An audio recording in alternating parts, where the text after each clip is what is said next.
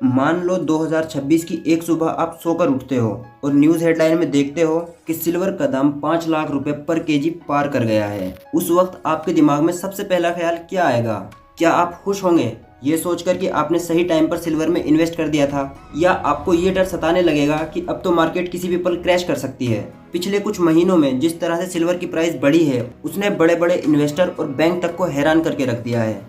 और ये सिर्फ कोई इत्तेफाक नहीं है बल्कि काफ़ी डीप रिसर्च है जो मैं आपके साथ शेयर करने वाला हूँ। अक्सर लोग गोल्ड की तरफ भागते हैं, लेकिन क्या आपको पता है कि आज सिल्वर को न्यू गोल्ड क्यों कहा जा रहा है? मार्केट के अंदर एक ऐसी हलचल चल रही है जिसे हम साइलेंट रिवॉल्यूशन कह सकते हैं। आज की इस वीडियो के अंदर हम कोई रैंडम फ्यूचर प्रेडिक्शन नहीं करेंगे, बल्कि उन सॉलिड डेटा पॉइंट्स और रिपोर्ट को देखेंगे जो ये तय करेंगे कि 2026 के अंदर आपके पैसे की वैल्यू आखिर कितनी रह जाएगी। अब सबसे बड़ा सवाल ये है कि सिल्वर की ये ग्रोथ क्या सच में एक लाइफ चेंजिंग अपॉर्चुनिटी है, या फिर हम सब एक बहुत बड़े फाइनेंशियल ट्रैप की तरफ बढ़ रहे हैं? क्या डिमांड और सप्लाई का ये खेल आपको सच में करोड़पति बना सकता है या फिर रोडपति बना सकता है? तो चलिए आज हम सिल्वर की एनालिसिस में गहराई से उतरते हैं और जानते हैं कि इसके पीछे छुपा असली सच क्या है।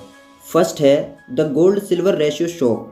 मान लो आप एक बहुत पुराने बाजार में खड़े हो जहाँ पे फिएट करेंसी यानी कागजी नोटों का कोई कॉन्सेप्ट ही नहीं था। उस जमाने में पूरी दुनिया में लेन देन का मतलब सिर्फ गोल्ड और सिल्वर ही होता था। तब 1 ग्राम गोल्ड के बदले 10 से 20 ग्राम सिल्वर मिल जाती थी, वो भी बड़े आराम से। और ये रेशियो कोई रैंडम रेशियो नहीं थी। असल में उस जमाने में गोल्ड और सिल्वर जमीन से उसी हिसाब से निकलते थे, इसलिए लोग उसी हिसाब से लेन देन करते थे। लेकिन जैसे धीरे धीरे दुनिया पेपर मनी की तरफ बढ़ी, सिल्वर का इस्तेमाल करेंसी के रूप में लगभग खत्म ही हो गया। यहीं से सिल्वर की कीमत और उसकी डिमांड का खेल पूरी तरह से पलट गया। गोल्ड तो आज भी पैसा बचाने का जरिया बना रहा, लेकिन सिल्वर आज एक इंडस्ट्रियल मेटल बन के रह गया है। आज अगर डाटा देखें तो तस्वीर पूरी तरह बदल चुकी है। हजारों सालों तक गोल्ड और सिल्वर का रेशियो जहां 10 से 20 के बीच रहा करता था, वहीं पेपर मनी आने के बाद ये 50 से 60 तक चला गया। अब चौंकाने वाली बात यह है कि जमीन के ऊपर जितनी सिल्वर मौजूद है वो गोल्ड से सिर्फ 10 गुना ज्यादा है। मतलब सिल्वर की सप्लाई ज्यादा नहीं है, लेकिन फिर भी इसकी कीमत गोल्ड से लगभग 60 गुना कम चल रही है। तो सवाल उठता है कि आखिर इतना बड़ा गैप क्यों है? क्या इसका मतलब ये है कि गोल्ड बहुत ज्यादा महंगा यानी ओवरवैल्यूड हो चुका है? रिसर्च कहती है नहीं। असल वजह तो ये है कि जब भी इन्फ्लेशन बढ़ता है तो करेंसी की वैल्यू गिरती है और लोग अपने पैसे बचाने के लिए गोल्ड और सिल्वर की तरफ भागते हैं। फर्क सिर्फ इतना है कि सिल्वर करेंसी सिस्टम से काफी लंबे समय से बाहर रही, इसीलिए वो गोल्ड से काफी पीछे रह गई।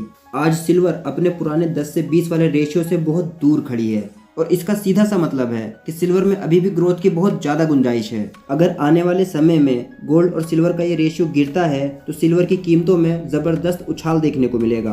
अब ज़रा सिंपल सा हिसाब लगा कर देखो कि आज गोल्ड का जो प्राइस है वो वैसा ही रहे, लेकिन गोल्ड सिल्वर का रेशियो 60 से गिरकर वापस 40 पर आ जाए तो सोचो सिल्वर की प्राइस कितनी तेज़ी से बढ़ेगी। अब सेकेंड है the metal powering, EVs, solar और द एआई इकोनॉमीज। मान लो कल से पूरी दुनिया में सिल्वर की सप्लाई अचानक से बंद हो जाए, इसका असर आप सोच भी नहीं सकते। आज सिल्वर सिर्फ शादी ब्याह या इन्वेस्टमेंट की चीज नहीं रही, बल्कि ये मॉडल टेक्नोलॉजी की रीढ़ बन चुकी है। आज जो भी चांदी निकलती है उसका सबसे बड़ा हिस्सा इंडस्ट्री में जा रहा है। जैसे इलेक्ट्रॉनिक सर्किट, सेमीकंडक्टर में सिल्वर की बहुत ज़्यादा डिमांड है। इसके अलावा सोलर पैनल में इसका इस्तेमाल बहुत तेजी से बढ़ रहा है, क्योंकि दुनिया अब ग्रीन एनर्जी की तरफ जा रही है। आने वाले सालों में सोलर सेक्टर अकेला ही सिल्वर की डिमांड बहुत ज़्यादा बढ़ा सकता है। इसके साथ साथ ज्वेलरी और बर्तनों की पारंपरिक मांग तो है ही, और आज के टाइम में सिल्वर में इन्वेस्टमेंट के तौर पर भी लोग काफ़ी तेज़ी से जा रहे हैं। और सिल्वर की सबसे बड़ी ताकत तो ये है कि इसकी इलेक्ट्रिसिटी और थर्मल कंडक्टिविटी किसी भी मेटल से काफ़ी ज़्यादा बेहतर होती है, जिसे रिप्लेस करना लगभग नामुमकिन है। और इसी वजह से इसे कई लोग ग्रीन मेटल भी कहते हैं। एक इलेक्ट्रिक कार में करीब 25 से 50 ग्राम तक सिल्वर लगती है, जो एक नॉर्मल पेट्रोल कार के मुकाबले काफ़ी ज़्यादा है। और ऊपर से AI data centre, high performance server और कई नई टेक्नोलॉजी में भी सिल्वर का इस्तेमाल कुछ ज़्यादा ही बढ़ता जा रहा है। अब यहाँ दिक्कत ये है कि एक बार जो silver mobile chips, solar panel या इलेक्ट्रॉनिक पार्ट में लग गई, उसे वापस निकालना बहुत ज़्यादा मुश्किल या बहुत महंगा होता है। और इसका साफ मतलब है यानी जितनी भी चांदी इन सेक्टर्स में यूज होती है वो लगभग मार्केट से बाहर चली जाती है।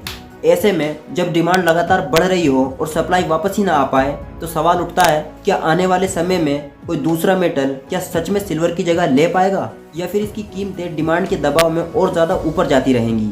अब तीसरा है inside the silver supply crunch. अब जरा सिल्वर के सप्लाई की असली कहानी समझते हैं। दुनिया का 70 से 80% सिल्वर सीधे माइनिंग से नहीं बल्कि कॉपर, जिंक और रीढ़ की माइनिंग के दौरान बाई प्रोडक्ट निकलता है। मान लो आप कोई ऐसी माइन चलाते हो जहां कॉपर निकलता है और खुदाई करते करते नीचे से थोड़ा बहुत सिल्वर भी निकल आता है। अब अगर अचानक सिल्वर के दाम बढ़ जाएं और कॉपर की डिमांड कम हो जाए तो क्या आप थोड़े बहुत सिल्वर के लिए करोड़ों रुपए लगाकर माइनिंग करोगे?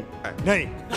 क्योंकि माइनिंग कंपनियों का असली मुनाफा तो कॉपर, जिंक या लीड जैसे मेटल की वजह से आता है। और अब इसका सीधा सा मतलब निकल के आता है कि सिल्वर की डिमांड चाहे कितनी भी बढ़ जाए, लेकिन सिल्वर का प्रोडक्शन तब तक नहीं बढ़ सकता जब तक बाकी मेटल की डिमांड ना बढ़े। और यही आज सिल्वर की सबसे बड़ी प्रॉब्लम है। इसी वजह से पिछले कुछ सालों में डिमांड और सप्लाई के बीच एक बड़ा गैप बन गया है। डाटा के मुताबिक 2021 से सप्लाई में कमी दिखने लगी थी और 2023 में ये कमी और बढ़ी और आज 2026 में हालत ये है कि ग्लोबल एंट्री अभी भी 30 से 40% कम पड़ी है।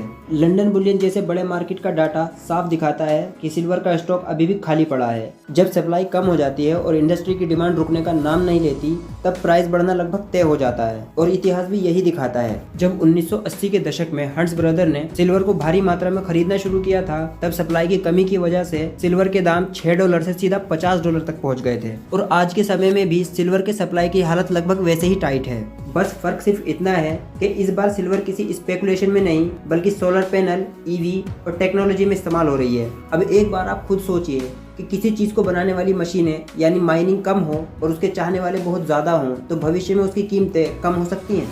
नहीं। अब नेक्स्ट फोर्थ है the warning sign behind silver search. मान लो आप एक ऊंचे पहाड़ पे चढ़ रहे हो और आप जितनी भी चढ़ाई चढ़ते जाओगे आपको नजारा उतना ही ज्यादा खूबसूरत लगेगा, लेकिन वहां से फिसलने का डर भी उतना ही बढ़ता जाएगा। सिल्वर का मार्केट भी बिल्कुल ऐसा ही है। इतिहास गवाह है कि जब भी सिल्वर का प्राइस ऊपर जाता है तो बीच बीच में एक तगड़ा झटका भी देखने को मिलता है। 1980 के दशक में अमेरिका में 3 भाई जिन्हें हंट्स ब्रदर भी कहा जाता था, उन्होंने मार्केट में इतनी सिल्वर खरीद ली कि सिल्वर के प्राइस $6 से बढ़ के सीधे $50 पर पहुंच गए।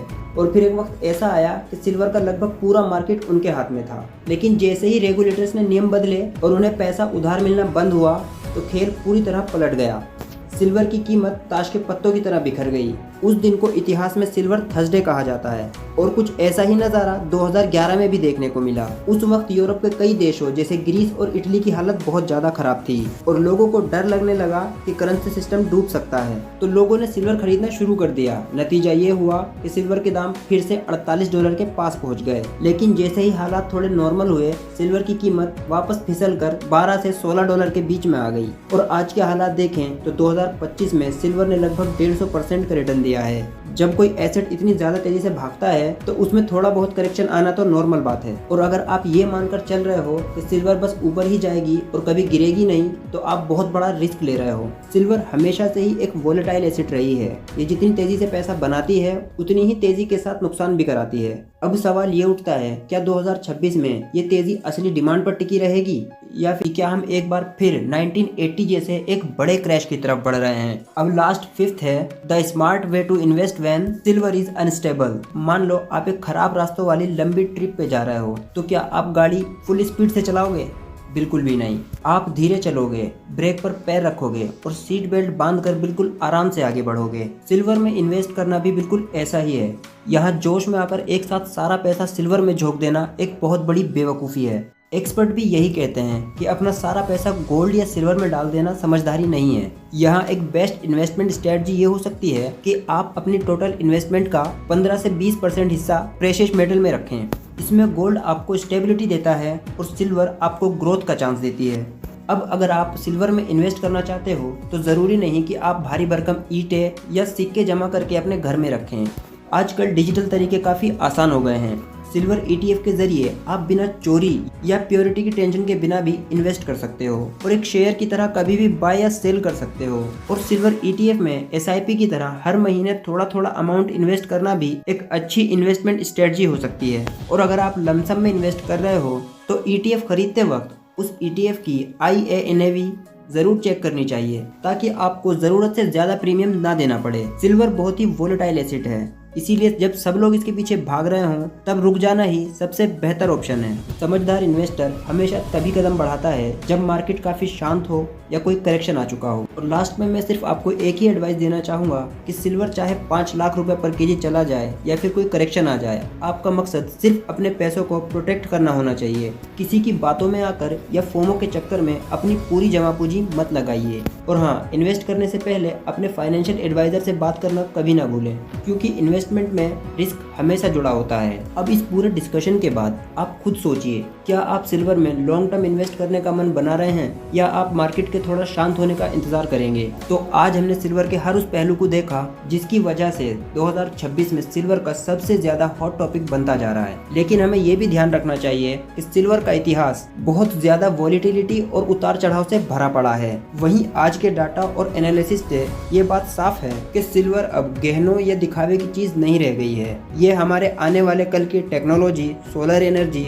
और इलेक्ट्रिक व्हीकल का एक हिस्सा बन चुकी है, जिसे आसानी से रिप्लेस नहीं किया जा सकता। लेकिन साथ ही ये भी सच है कि मार्केट की तेज रफ्तार अपने साथ बड़ा रिस्क लेकर आती है। मेरी सलाह सिर्फ इतनी सी है कि फोमो यानी पीछे छूट जाने के डर से अपनी सारी जमा पूंजी एक साथ मत लगाइए। इन्वेस्टमेंट का सबसे अच्छा तरीका वही होता है जहां आप सोच समझकर धीरे धीरे किसी फाइनेंशियल एडवाइजर की मदद से कदम बढ़ाते हैं। तो आज की वीडियो में बस इतना ही, और अगर वीडियो अच्छी लगी हो तो वीडियो को लाइक करें, कमेंट करें और अपने दोस्तों में शेयर करें। मैं मिलता हूँ आपसे अगली वीडियो में, तब तक के लिए बाय बाय।